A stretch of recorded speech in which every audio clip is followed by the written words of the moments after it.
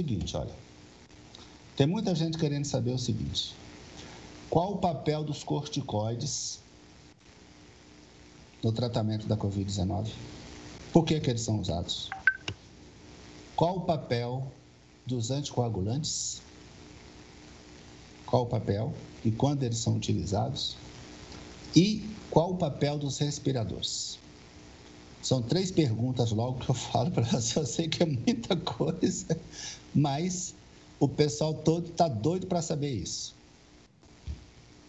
Com a palavra. Como eu disse, primeiro, obrigado pelas perguntas, né? Mas como eu disse no início, nós estamos aprendendo a lidar com essa doença.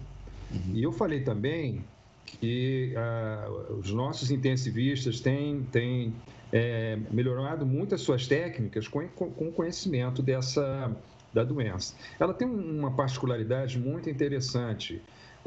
Em determinado momento, a pessoa agrava o seu sintoma, você vai usar o ventilador. O ventilador é um equipamento que substitui o pulmão, quando o pulmão está insuficiente, quando o pulmão não consegue mais dar conta de exercer a sua função. Então, a gente usa o ventilador para fazer uma das funções primordiais do pulmão, que é dar oxigênio para o organismo. Então, o que se verifica é o seguinte: o esperado numa doença que compromete o pulmão é que o pulmão fique duro, enrijecido, que ele não expanda. Não é isso que acontece muitas das vezes.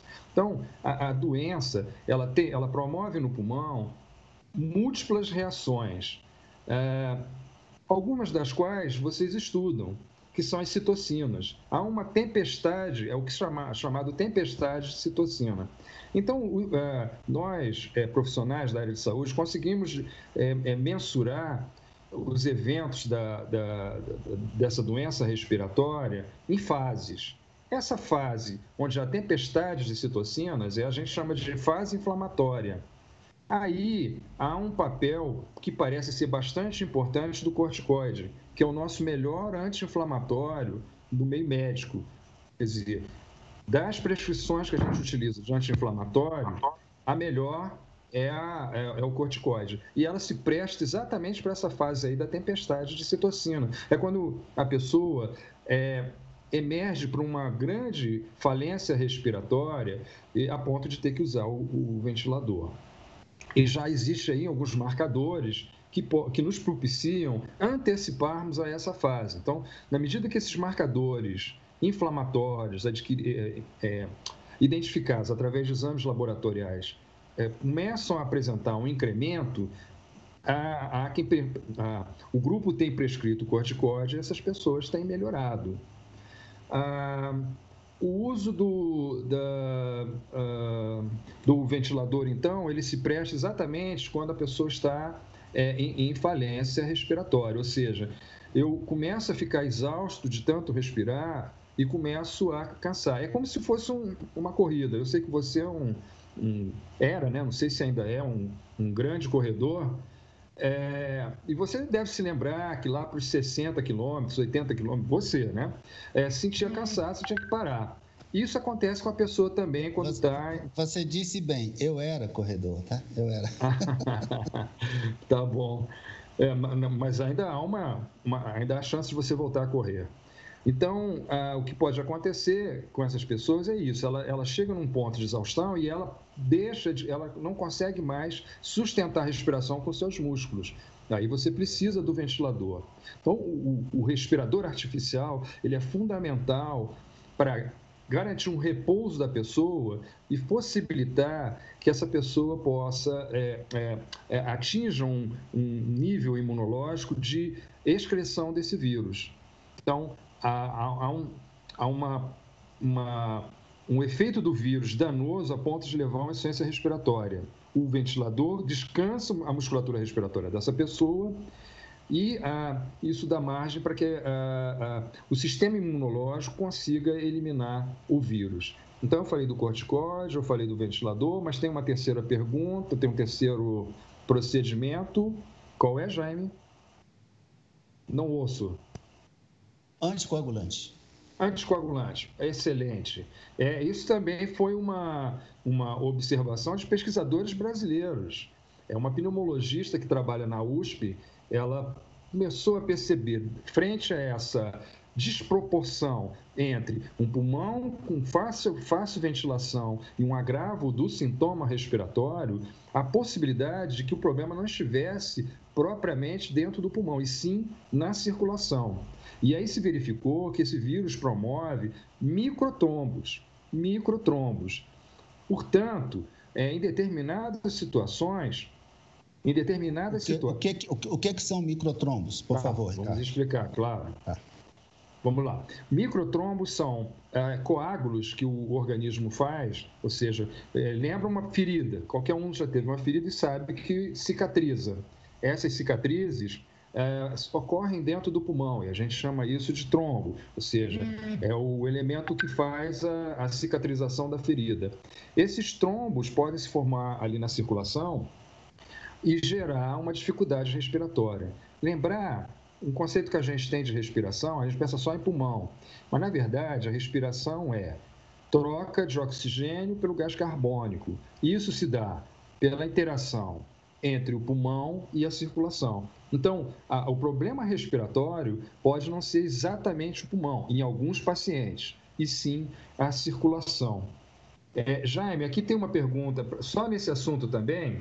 Eu não sei se aqui é a professora Andréia, mas é uma moça de nome Andréia, que pergunta se a terapia consiste só em aliviar os sintomas da doença. Deve ser a Andréia. E, inclusive, uma coisa que a gente está fazendo também é mandar muitas perguntas logo para os palestrantes. É isso que está acontecendo agora. Tá? É só para as pessoas não ficarem assim pensando, mas deve ser Andréia Maranhão, principalmente porque ela não consegue ficar calada, ela sempre faz perguntas. Eu agradeço muito a professora Andréia pela pergunta, e é uma pergunta muito boa, por sinal, claro, né? Saindo da professora Andréia, né? Então, assim, a terapia consiste só em aliviar os efeitos da doença? E por que se usa antibiótico? Bom, realmente, a professora Andréia, a senhora tem razão. A terapia, nesse momento, e a Kelly falou sobre isso também, ela consiste em a gente dar condições do organismo de eliminar o vírus através do sistema imunológico. Nós não temos medicação específica. Então, o uso de analgésico, de antipirético, de anticoagulante, não é para todo mundo, é para determinados grupos. O corticóide pode ser benéfico para esses pacientes. Por que o antibiótico? É porque, com a penetração do vírus, há também uma facilitação para a penetração de bactérias, seja pela queda do sistema imunológico do paciente ali internado na UTI, seja também pelas técnicas que temos que utilizar para entubar o paciente, ou seja, no ato de entubar o paciente, a gente pode carregar bactérias que estão presentes na via aérea superior para dentro do pulmão. Então, muitas vezes você tem a coexistência entre pneumonia viral e pneumonia bacteriana. E como nem sempre a gente tem condições de identificar o agente, usa-se a antibióticos com o objetivo de debelar infecções bacterianas. Se não temos medicação para vírus, temos para bactéria. A professora Cone, né, dentro desse sentido, dentro desse diapasão também, ela cita que tem um irmão trabalhando fora do país, né? É um pneumologista, um colega meu, e ele diz que não tem tratamento específico para os sintomas. É isso mesmo, não tem. Nós não temos medicação específica para tratar o novo coronavírus. Existem medicações in vitro que funcionam, mas que, quando utilizado na prática de saúde, não funcionam. E aí, só rapidamente falando, porque eu acho que por gentileza ninguém falou, sobre a clonidina. Clonidina é uma medicação excelente para tratamento de malária, por exemplo. Jaime tem experiência com isso, que trabalhou um pouco com malária. Clonidina, né? Significa hidroxicloroquina. Não. Cloroquina. Falei clonidina, é um antihipertensivo. Na verdade, a cloroquina é uma excelente medicação para a malária.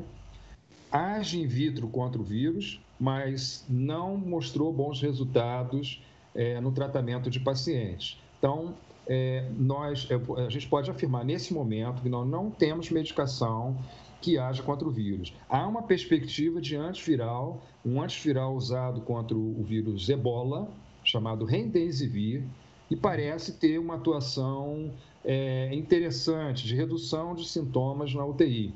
Inclusive, essas pesquisas são coordenadas por um pesquisador brasileiro chamado André Calil. Ele está nos Estados Unidos. Infelizmente, mais um problema que a ciência brasileira enfrenta, nós perdemos cérebros para outros países.